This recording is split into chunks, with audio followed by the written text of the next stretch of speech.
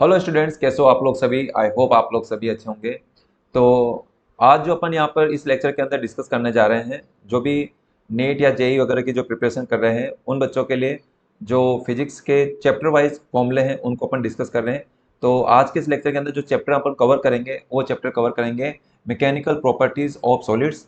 Okay, तो video के आप लोग एंड तक बने रहना। यकीनन जो भी इस चैप्टर का जो निचोड़ है ना, जो फॉर्मूले जो हमारे लिए एग्जाम के लिए इंपॉर्टेंट है, वो सभी फॉर्मूलों को मैं यहाँ पर डिस्कस करने वाला हूँ। ओके, तो चलिए स्टार्ट करते हैं ना। देखो, सबसे पहले अपन यहाँ पर बात करते हैं, स्ट्रेस की बात करते हैं। देखो, जब भी कभी अपन को स्ट्रेस पूछा जाए तो याद रखना स्ट्रेस का जो फॉर्मूला होता है वो फोर्स अपॉन एरिया होता है ना। फोर्स अपॉन एरिया, फोर्स जो होता है यहाँ पर इंटरनल रीस्टोरिंग फोर्स होता है। अब चाहे इंटरनल रीस्टोरिंग फोर्स को या फिर जो एक्सटर्नल फोर्स को, यहाँ पर दोनों का मीनिंग यहाँ पर सेम है ना। जितना एक्सटर्नल फोर्स होगा उतना यहाँ पर इंटरनल रीस्टोरिंग फोर्स होगा। तो इस केस में याद रखिए स्ट्रेस जो होता है वो फोर्स अपॉन एरिया होता है। इसकी यूनिट हमको ध्यान रखनी है। इसकी जो यूनिट होती है वो न्यूटन पर मीटर स्क्वायर होती है। और याद रखो ये सेम यूनिट होती है किसकी, जो प्रेशर होता है प्रेशर की भी सेम यूनिट होती है। इट मीन जो डायमेंशन प्रेशर की होती है वही डायमेंशन स्ट्रेस की होती है, ये भी हमको ध्यान रखना है। नेक्स्ट यहाँ पर हमारे लिए फॉर्मूला आता है स्ट्रेन। देखो, स्ट्रेन क्या होता है, change in size of the body upon my original size. अब साइज ऑफ द बॉडी के अंदर वहाँ पर लेंथ भी हो सकता है, वॉल्यूम भी हो सकता है। तो चेंज, जितना चेंज आ रहा है उसको अपन न्यूमिनेटर में रखेंगे और जो ओरिजिनल साइज है उसको अपन डिनोमिनेटर में रखेंगे।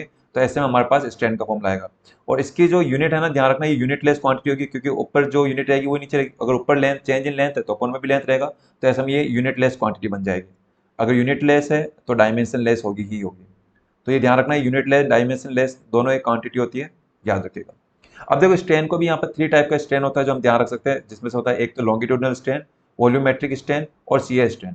लॉन्गिट्यूडनल स्ट्रेन का मतलब ये हुआ कि जब लेंथ में चले जाते हैं ना, अगर हमारे पास में कोई एक रोड है, अगर इस रोड को अपन क्या करें, अगर इसको स्ट्रेच करें या इसको कंप्रेस करें, तो अगर इसकी लेंथ में अगर डेल्टा एल का चेंज आ रहा है, अगर इसकी ओरिजिनल लेंथ अगर एल है, तो उस केस में जो लॉन्गिट्यूडनल स्ट्रेन होगा वो डेल्टा एल होगा। वहीं अगर वॉल्यूम में चेंज आ रहा है तो डेल्टा वी अपॉन में ओरिजिनल वॉल्यूम वी। और सीयर स्ट्रेन जस्ट मैं भी बताने वाला हूँ। जैसे कोई अगर एक ब्लॉक है, अगर इस ब्लॉक को मैं ऊपर फोर्स लगा के, टेंजेंशियल फोर्स लगा के अगर मैं इसको शेप में चेंज करता हूँ, यानी कि इसकी पोजीशन को मैं कुछ इस तरीके से करता हूँ, तो ये जो चेंज ऊपर का डेल्टा एल का, इस डेल्टा एल में हम क्या करेंगे, इस लेंथ का हम क्या करेंगे, डिवाइड करेंगे।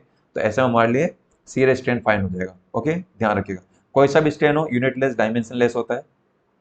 थर्ड होता है, देखो, जो यंग्स मॉड्यूलस ऑफ इलास्टिसिटी है ना, मॉड्यूलस ऑफ इलास्टिसिटी।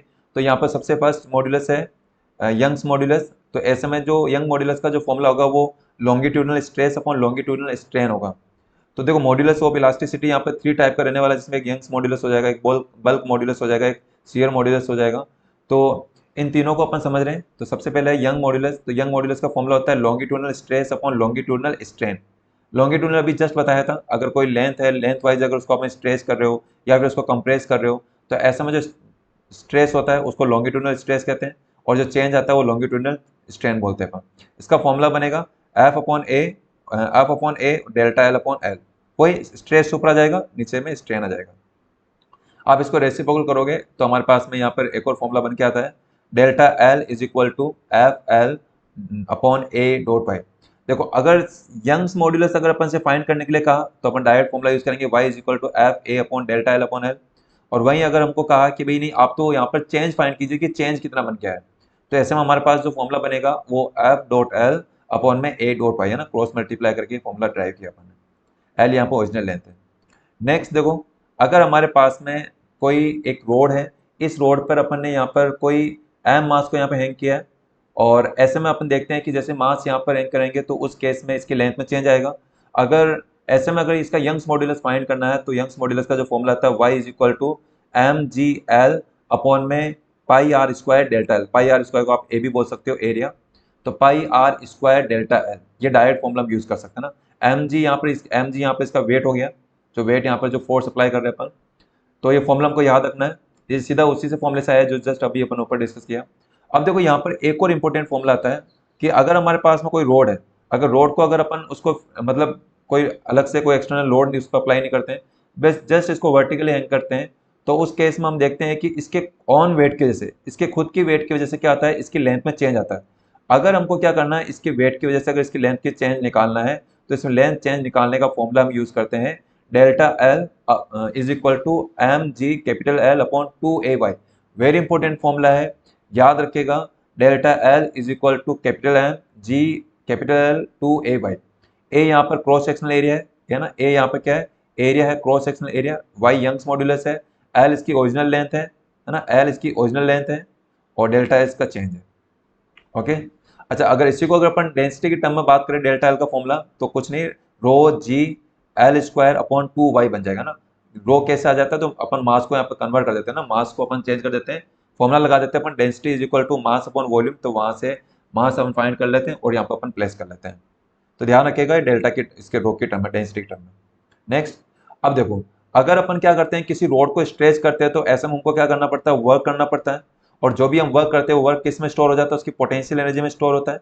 अब वो जो पोटेंशियल एनर्जी का जो फॉर्मूला होता है, वो फॉर्मूला होगा W is equal to half into stress into strain into volume. Very important formula है बच्चों, आप लोगों को याद रखना है कि जो वर्क डन होता है या फिर जो पोटेंशियल एनर्जी, जो स्टोर्ड पोटेंशियल एनर्जी होती है, उसका फॉर्मूला होता है, ये याद रखिएगा, वेरी इंपॉर्टेंट है, half into stress into strain, stress strain into में क्या आ जाएगा, वॉल्यूम आ जाएगा, ये फॉर्मूला याद रखना।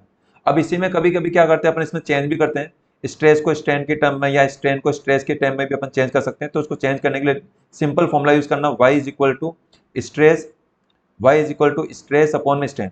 अगर देखो हमको क्या करना है, इस फॉर्मूले में अगर स्ट्रेस को हटाना और स्ट्रेन लिखना है तो कोई बात नहीं, आप क्या कर सकते हो, स्ट्रेस की जगह क्या लिख सकते हो, यंग मॉड्यूलस इंटू स्ट्रेन कर लोगे, क्रॉस मल्टीप्लाई करके कर लेंगे ना। स्ट्रेस की जगह आप क्या कर सकते हो, यंग मॉड्यूलस इंटू स्ट्रेन कर सकते हो, y इंटू स्ट्रेन, और या फिर आप स्ट्रेन की जगह चेंज करना चाहते हो तो स्ट्रेन की जगह क्या लिखेंगे, स्ट्रेस अपॉन वाई, तो आप दोनों इसमें चेंज कर सकते हो। अगर ये अगर अपन बात करें elastic energy, elastic potential energy density, density का मतलब हो गया पर यूनिट वॉल्यूम। आप क्या करोगे, जो ऊपर जो आपकी पोटेंशियल एनर्जी आई है, उस पोटेंशियल एनर्जी हम क्या करेंगे, उसमें अपन वॉल्यूम का डिवाइड करेंगे, तो वॉल्यूम का डिवाइड करके तो ये जो वॉल्यूम वाली टर्म है कैंसिल आउट हो जाएगी, तो बचेगा क्या हमारे लिए, हाफ इंटू स्ट्रेस इंटू में क्या बनेगा, स्ट्रेन बनेगा। ओके, चलिए इसके बाद में नेक्स्ट हम देखते हैं कि बल्क मॉड्यूलस, नहीं सेकंड टाइप ऑफ मॉड्यूलस आ गया, बल्क मॉड्यूलस ऑफ इलास्टिसिटी। इसको अपन कैसे फाइंड करेंगे, तो याद रखा bulk modulus is equal to होता है volume stress upon volume strain. तो जो वॉल्यूमेट्रिक जो स्ट्रेस होता है, अब वॉल्यूमेट्रिक स्ट्रेन भी अगेन अपन ऐसे ही फाइंड कर सकते हैं, एफ अपॉन ए, है ना, F upon A upon volume strain, volume strain बताया था change in volume upon original volume, तो minus delta V upon V. अब यहाँ पर ध्यान रखिएगा, एफ अपॉन ए को आप क्या कर सकते हो, पी कर सकते हो, और ये जो नेगेटिव साइन है ना, तो देखो नेगेटिव साइन हमको क्या बता रहा है यहाँ पर, कि अगर यहाँ पर प्रेशर कैसा रहा, अगर प्रेशर अगर यहाँ पर पॉजिटिव रहता है तो चेंज कैसा होगा, जो डेल्टा वी अपॉन जो वी आएगा वो कैसा आएगा, नेगेटिव आएगा। ओके, ऐसा इसलिए क्योंकि प्रेशर अगर मतलब अगर आप प्रेशर पॉजिटिव मतलब प्रेशर इंक्रीज कर रहे हो, क्या कर रहे हो, प्रेशर इंक्रीज।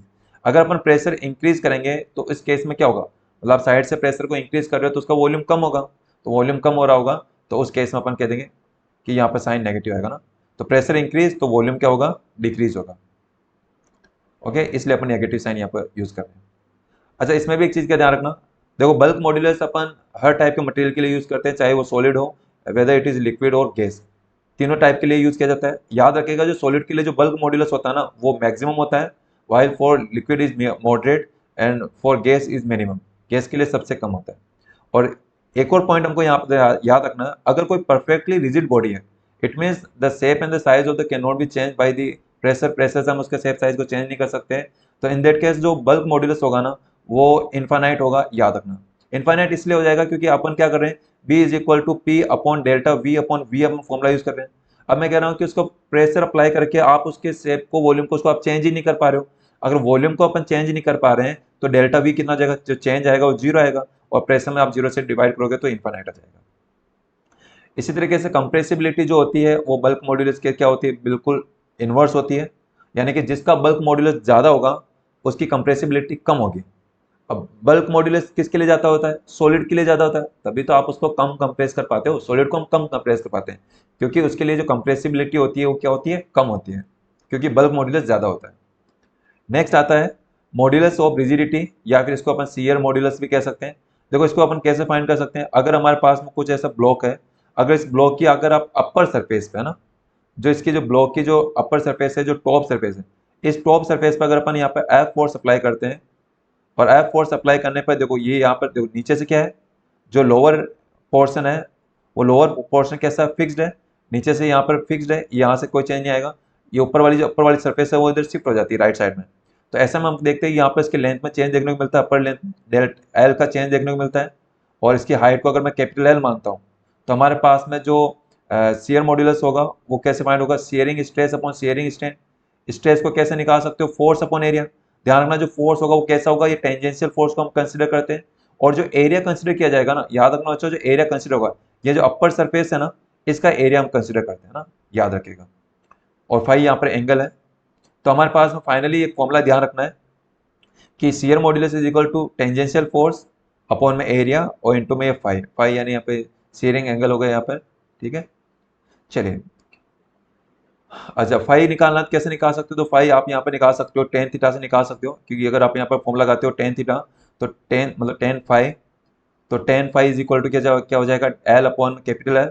अब यहाँ पर चूंकि इस एंगल को हम बहुत मिनिमम लेकर चलते हैं, बहुत स्मॉल चेंज लेकर चलते हैं, तो स्मॉल चेंज में जो टेन फाई होता है वो इक्वल टू फाई होता है, तो phi is equal to L upon में एल। तो यहाँ पर ये बन क्या जाएगा। नेक्स्ट, इसके बाद में देखो relation between angle of twist and angle of shear.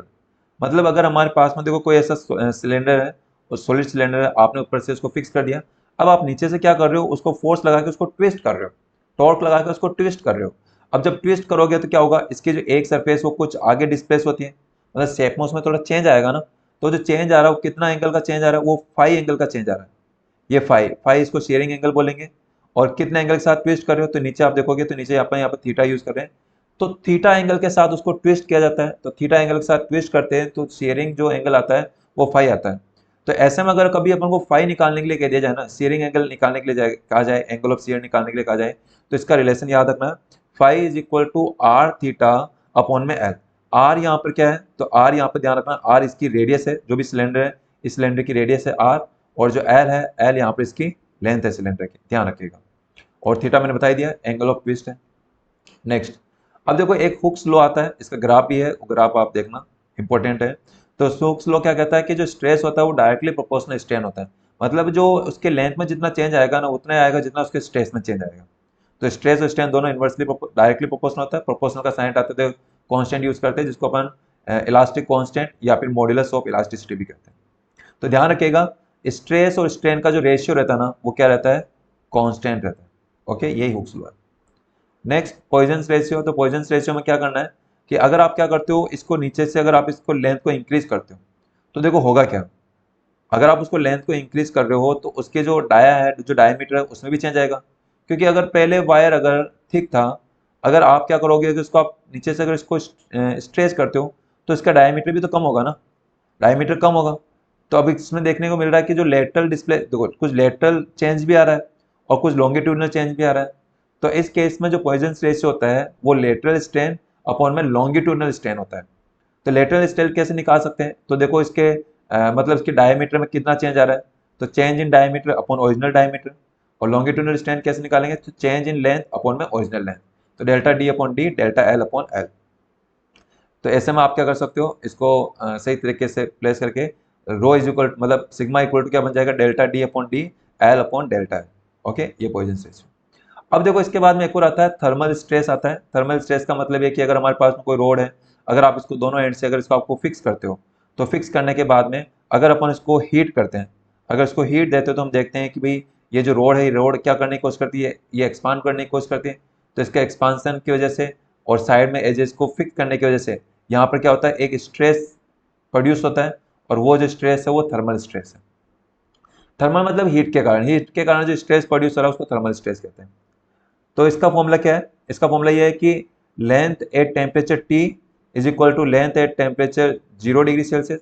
मतलब स्टार्टिंग में मतलब 0 डिग्री सेल्सियस पर जो लेंथ है और टी टेम्परेचर पर जो लेंथ है, और यहाँ पर एल्फा क्या है, एल्फा यहाँ पर है कोफिशिएंट ऑफ लीनियर एक्सपांसन, ये आपको दिया हो गया होगा। तो L T is equal to L naught 1 plus alpha delta T. Delta T यहाँ पर क्या, चेंज इन टेम्परेचर, पहले टेम्परेचर कितना था, बाद में टेम्परेचर कितना हुआ। अब अगर देखो इसको अपन सोल्व करते हैं, एल नॉट को अंदर मल्टीप्लाई करोगे तो ये रिलेशन कुछ ऐसा बनेगा ना, L T is equal to L naught plus में L naught alpha delta T. इसको इधर लेकर जाओगे तो माइनस वन क्या जाएगा, L T minus L naught. ये किसको बता रहा है, चेंज को बता रहा है, तो डेल्टा एल, और फिर ये अच्छा डेल्टा एल, और इधर बच रहा है हमारे पास में L naught alpha delta T. अब एल नॉट को अपॉन में लिखा जाओ तो ये बनेगा डेल्टा एल अपॉन में L is equal to alpha delta T. अब ये किसको बता रहा है, ये किसको बता रहा है? स्ट्रेन को बता रहा है। तो इट मीन्स हम क्या कह सकते हैं कि जो थर्मल स्ट्रेन है यानी कि जो अल्फा डेल्टा टी है वो किसके इक्वल होगी? Delta L upon L not हो गया। अब थर्मल स्ट्रेस क्या होता है? तो थर्मल स्ट्रेस अपन जानते हैं कि Y equal to stress upon strain होता है। तो स्ट्रेस इज इक्वल टू क्या होगा? वाई इंटू स्ट्रेन हो जाएगा।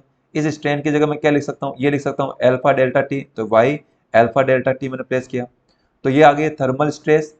तो थर्मल स्ट्रेस ध्यान रखना, थर्मल स्ट्रेस का फॉर्मूला क्या होता है? Young modulus alpha delta T. और इसी तरीके से थर्मल टेंशन निकालना है। तो टेंशन अपन कैसे निकालते हैं? तो अपन जानते हैं कि जो टेंशन होती है, मतलब जो यंग मॉड्यूलस होता है वो इक्वल टू क्या होता है? स्ट्रेस यानी कि टेंशन, स्ट्रेस अपॉन में क्या हो जाएगा? स्ट्रेन। मतलब स्ट्रेस अपॉन में स्ट्रेन। और यहाँ पर अपन क्या कर सकते हैं? स्ट्रेस की जगह क्या लिख सकते हैं? फोर्स अपॉन में एरिया, और अपॉन में स्ट्रेन। अपन जानते हैं स्ट्रेन कितना हो जाएगा यहाँ पर? ये अल्फा डेल्टा टी। तो आप इसको सोल्व करोगे तो यहाँ से हम ऐप निकाल सकते हैं। तो ऐप का जो फॉर्मूला बन के आएगा वो क्रॉस मल्टीप्लाई करोगे तो वाई ए अल्फा डेल्टा टी, ये thermal strain, thermal tension. Next है थर्मल एनर्जी डेंसिटी पूछे तो half into stress into strain हो जाएगा। डेंसिटी आ गया तो वॉल्यूम को ऑलरेडी डिवाइड कर रखा है। अब स्ट्रेस अपन को पता है कि स्ट्रेस ये रहा, और स्ट्रेन हमको पता है कि ये फाइंड कर चुके हैं अपन, ये अल्फा डेल्टा टी। तो ये सारी वैल्यू पुट करोगे तो हमारे पास एक रिलेशन बन के आएगा half Y alpha square delta T का होल स्क्वायर। नेक्स्ट, ये कुछ रिलेशंस है यंग्स मॉड्यूलस के बीच में, इसके अलावा बल्क मॉड्यूलस, और ये शियर मॉड्यूलस, और इसके अलावा ये आ जाएगा पॉइजन्स रेशियो। तो इनके बीच में रिलेशन है जो हम यहाँ पर ध्यान रख सकते हैं ना। तो Young modulus equal to 3 bulk modulus 1 minus 2 Poisson's ratio. तो ये हमारे पास है। तो ये हो गए टोटल यहाँ पर कुछ फॉर्मूले हो गए, इंपॉर्टेंट 19 फॉर्मूले हो गए। तो आई होप ये जो लेक्चर है, ये फिर जो फॉर्मूले हैं आपको समझ में आए होंगे। अगर कोई इसमें डाउट है, किसी टॉपिक को लेकर डाउट है, तो आप अलग से मैसेज कर सकते हो, कमेंट कर सकते हो, मैं उसको नेक्स्ट वीडियो में कवर कर लूँगा। तो बस इतना ही।